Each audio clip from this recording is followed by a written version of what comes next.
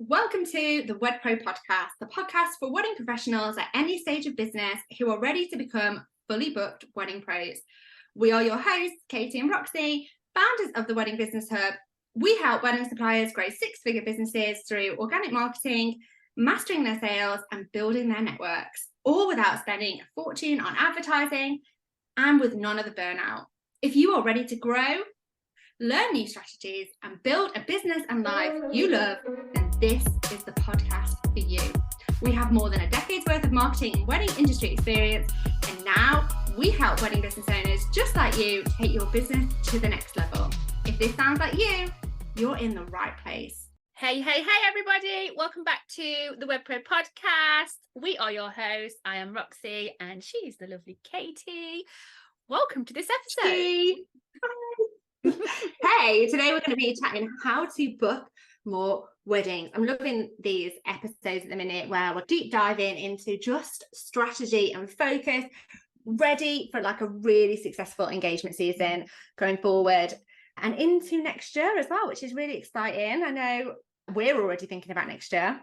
I know. And I know a lot of you will already be thinking about what do I want my business to look like this time next year, which is great. We were all about looking forward, working backwards from our goals, and just keep putting one foot in front of the other in order to get there. So yeah, today we're going to be looking at some easy ways that you can book more weddings. Yeah. But first, before that, let's have a little catch up. How have you been? How's your weekend been? I know you did something very exciting at the weekend. It was exciting. So we might have seen that we spoke about it on the pod that I was raising money for charity for Calm. So Calm is a charity that supports mainly men going through a crisis point, struggling with their mental health at a crisis point where they feel that they've got nowhere else to turn. And it supports people who are at risk of suicide or have been affected by suicide. So me and my family walked through the night. We've sadly been affected by suicide in our family. And we walked through the night somewhere that meant quite a lot to my brother and raised some money for charity. So thank you to those of you who donated. It was on Saturday just gone, so into the early hours of Sunday. So we very nicely, the clocks went back while we were doing the walk, which felt actually like we were walking for even longer. But yeah, we got it done and it was all right. The rain stopped for the walk, but it was very wet. It was very wet indeed, very slippy. It was definitely a challenge. It was hills, down hills. But yeah, really important for us to raise awareness for this subject. And yeah, I did find it tough. I'm not gonna lie. Found it tough the next day. I was so tired. I think that's what it was. It was the tiredness that really took me a couple of days to recover. But yeah, thank you so much for those of you that have supported or sent messages, and for those of you that have donated as well, thank you so much. We also managed to get our donations matched pound for pound as well, which is really exciting as well. So yeah, that's what I did. I'm so proud of you. I know the weather wasn't looking like it was going to be so great, so really proud of you. And it is, like you say, such an important cause to make sure that we are talking about this kind of things and raising awareness for these subjects.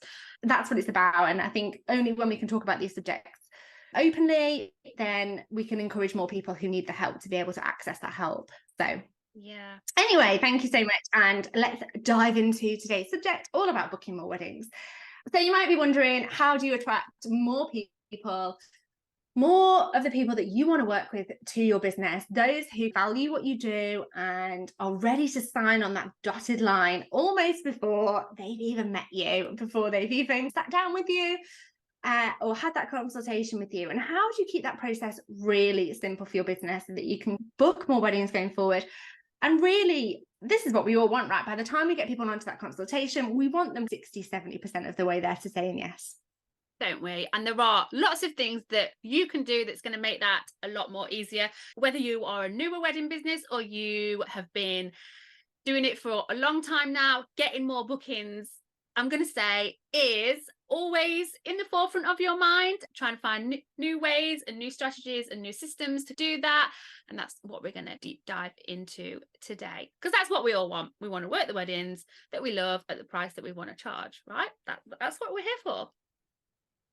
I think what is important, whether you've been in the industry for a really long time or maybe you're newer to the industry, is that things change, right? Landscapes change, the way that we connect with people has changed massively. It wasn't that so long ago that Instagram wasn't as hugely dominant as now, or TikTok isn't as hugely dominant as it is now. Things are changing constantly on the landscape of how we communicate with people.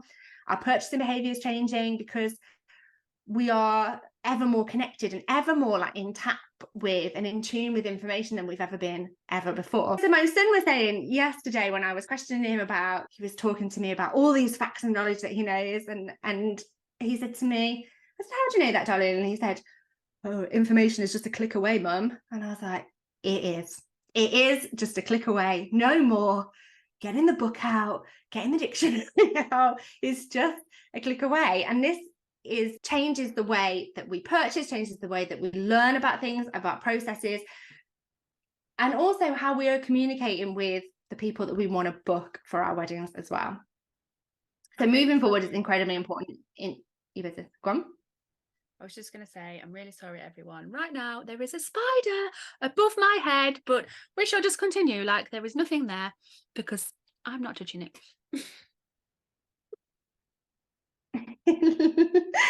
Oh my goodness. Right, let's dive in. So let's get this over to me.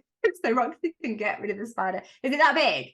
We might have to pause and come back in a second when Roxy has dealt with said spider. And we're back. Said spider has now got a new Spidergate.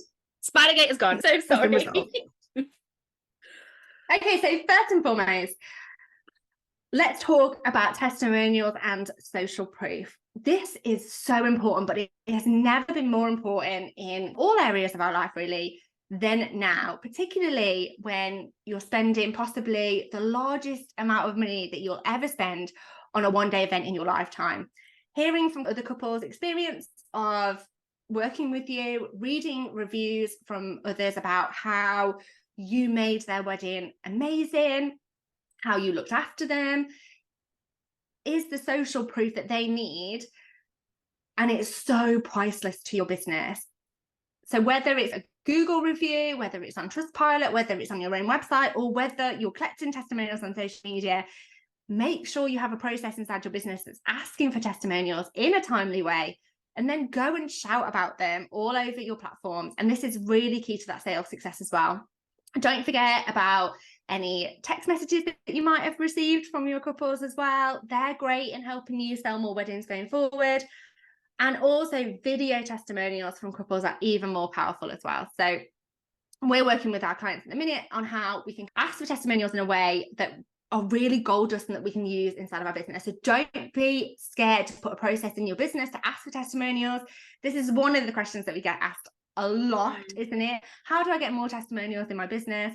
Well, it's by having a process and asking for them, and having a process that's really thought out as well. So thinking about the information, you don't just want a samey testimonial that was like, it was great to work with Katie and Roxy. They made me feel amazing for my wedding. Obviously. They gave me a dream day. We want emotive words in there. We want, what was the most important thing to the couple when they booked you? How did we go above your expectations? What did it feel like to work with us? What was the most important thing that we did that they really valued? And you can get answers to this by putting a process inside your business, putting a questionnaire into your business and asking your couples to fill in that questionnaire, and then pulling the testimonials from that. So first, if you're not collecting testimonials inside your business, get that process in right now inside your business. Right now. It's so important. It's so important. It is. And it's probably one of them things that you put on the back burner to get around to doing. Now is the time to do it. This social proof of couples that you have worked with, that you've built that know, like, and trust with, that rapport. These are your biggest cheerleaders because you have worked with them. You have provided an amazing service, obviously. So don't feel like you can't then go back and ask for a testimonial or how you have done. And even as Kate was saying, those text messages, those emails, those little phrases that are like, oh, thank you so much for helping us, you made us feel like this. Use those words, make sure they stand out. But yeah, if you can get video testimonials as well, they are literally gold dust. Make sure you're sharing them on your stories, on your feed, get them literally everywhere. Shout about them. So next we're going to talk about giving all your couples that VIP treatment that they absolutely deserve. Weddings are one of those things that are one of the biggest days of their lives. Then they want to feel like very important people, because that's what they are. And it's not just about doing it on the day itself, it's about giving it to them right from the beginning, right from the initial inquiry. It's a very special life experience for them, and the whole journey and all of the planning deserves to be just as special as the wedding day itself. It's about just being really enthusiastic, rapport building, being warm, being approachable, setting the standard really early on into your process. And it really goes a long way in selling more weddings. It's almost as important at whatever it is that you're selling, and the benefits and the features of what it is that you do, whether in your service or the product. Couples want you to be passionate, oozing energy, oozing love for your business, oozing love for what you do. And what's really important to remember is that this is an emotional purchase, and couples want that personal relationship with their wedding supplier. It's not a transactional purchase. So put your best foot forward and really think about that process right the way up to the aisle and beyond inside of your business as well. Where in that process and in that system can you give that VIP treatment by being enthusiastic, by being highly personalized in your responses? How can you go above and beyond to ensure that you're giving clients that VIP experience going forward? I think this is just about looking at the process you've got in your business, right from inquiry right up until the big day. Just break it down and look at ways that you can just inject that little bit of VIP treatment, whether it's going that extra mile or just being that extra little bit helpful, can go such a long way. I think in terms of that as well, it doesn't always need to be going above and beyond expectations. Like, your client's paying for you to hit their expectations. So it's about finding out what their expectation is and delivering on that. Yes, we all want to go above and beyond our clients' expectations. We want to do an amazing job because we care about their wedding, we care about them as clients, and we care about our businesses, right? But sometimes your above and beyond expectations is way, way, way above your clients' expectations.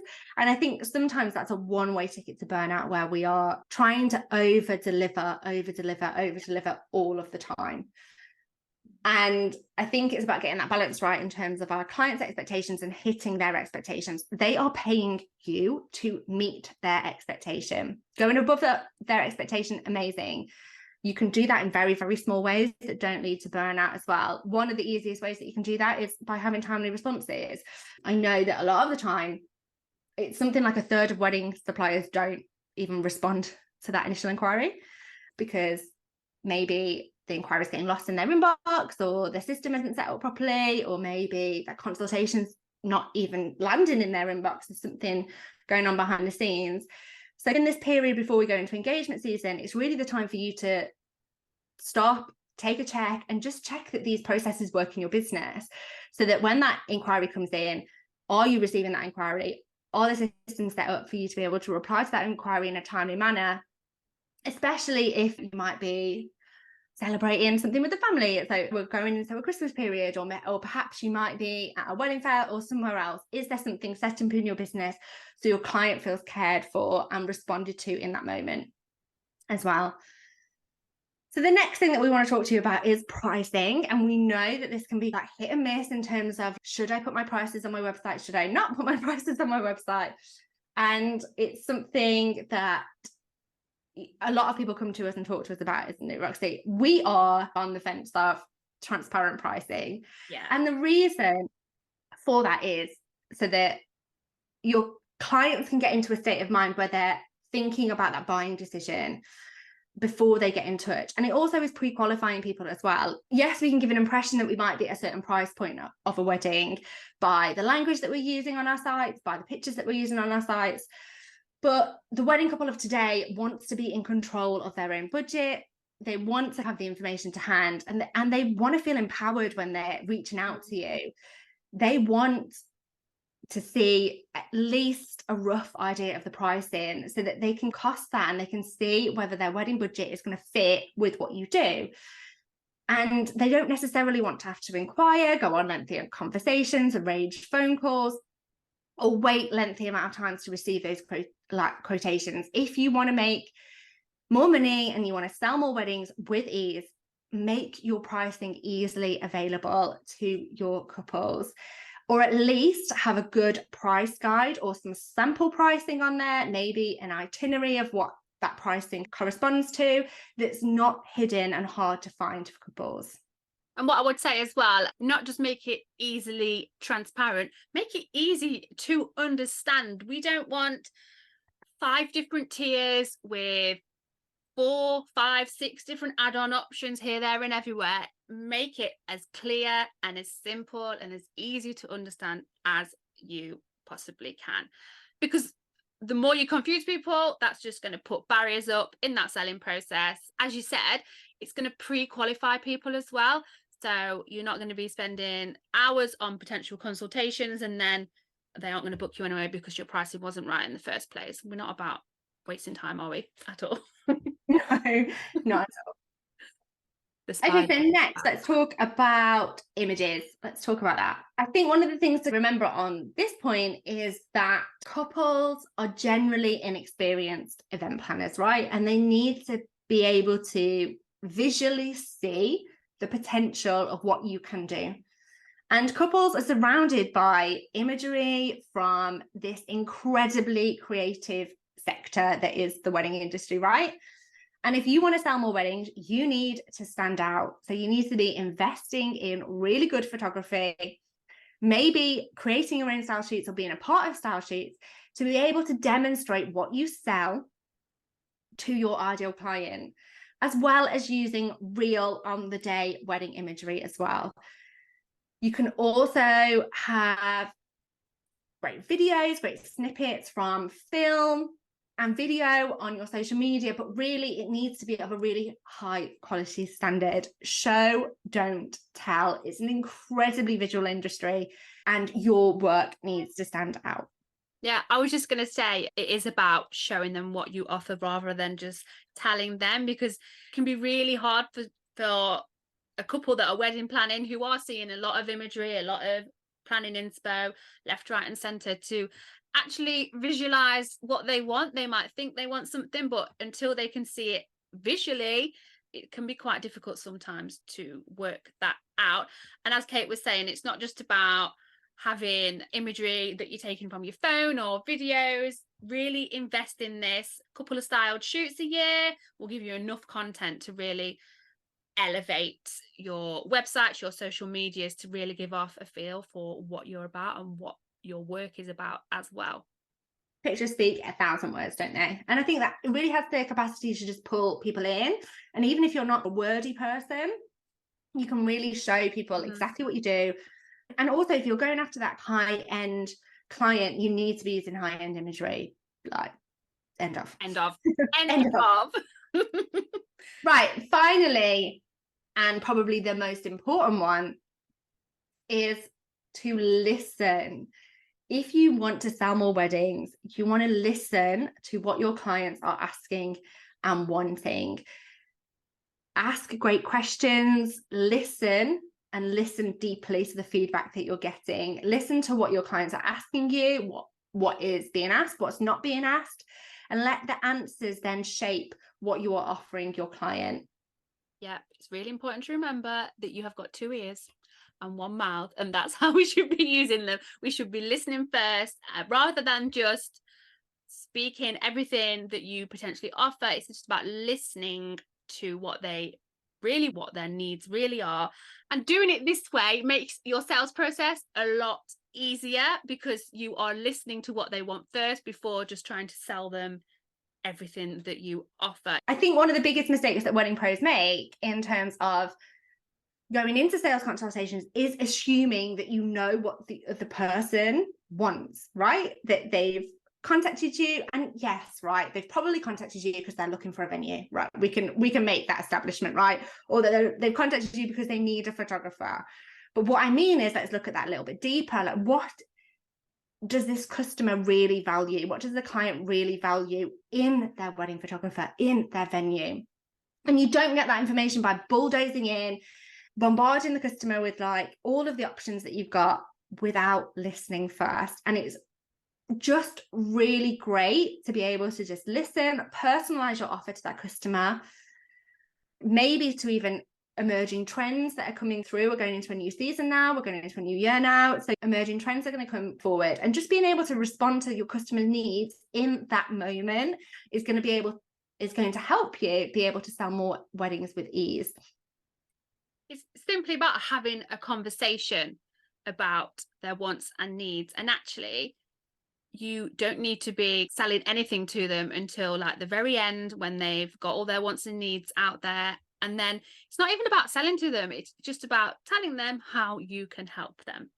That's it. And it makes it easier as well, like so much easier. Like they've told you what they want, so let's just reframe that, pop that in with the services and that you offer, and it just makes that sales process so much easier. So there you go. We've given you 5 ideas there and 5 ways how you can sell more weddings inside of your wedding business going forward. Please let us know if you find any of these tips helpful. You can pop over and see us. A few people have been telling us, haven't you? I'm listening to this episode, I've just took a really great takeaway. We love to hear it. We love to hear it. And if you know a wedding pro that would benefit from listening to this podcast, please let them know. We're so excited to be seeing a few of you at WedCon in a few weeks' time. We can't wait to get into the room and delve into this subject and lots more subjects in much more detail as well. We're just putting all the final touches to what is shaping up to be an amazing day, and also looking forward to WedCon 2024 as well, which is really exciting. So keep your eyes peeled for all of the news. For those of you that are going to be in the room, we're really looking forward to seeing you. Not long to go now. Absolutely, cannot wait. And the fact that we are talking about WedCon 2024, oh my life, that excites me so much. So keep your ears and eyes peeled for more information on that. And just on a side note, the spider is still hanging around. Keep looking at it. Oh, yeah, thank you so much for listening, and we shall see you on the next episode. Bye. Bye. Thanks for listening to this episode of the Wed Pro podcast.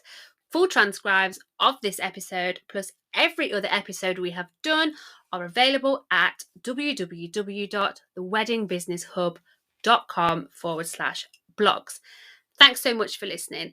If you do have any questions about this episode or anything else at all, you can email us at info@theweddingbusinesshub.com.